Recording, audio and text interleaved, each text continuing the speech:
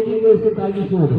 మళ్ళా ఏమిటంటే నువ్వు మళ్ళా పని చేసిన డబ్బులని మా అమ్మగారు ఏదైనా పని చేసుకున్నారు పాపం పిల్లలు పెంచుకుందామని ఆలోచనలో ఉంటాడు. అయితే ఇలా జరుగుతుండగా నేనేదో వదిలేస్తానని మా అమ్మ నన్ను జాగ్రత్తగా పెంచి పెద్దవాళ్ళ చేద్దాం అనుకుంది.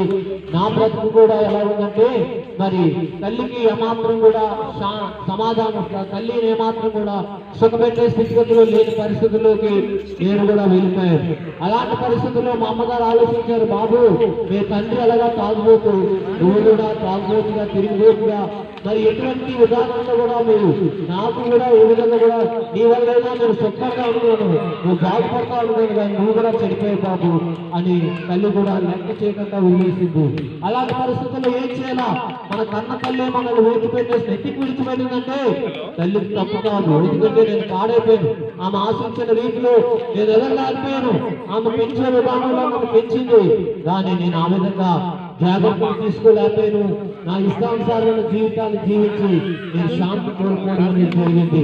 అలాంటి పరిస్థితుల్లో మరి ఇంకెందుకు ఈ బ్రతుకు, ఈ జీవితం ఎందుకు, చనిపోతే మంచిగా అనుకున్నాను.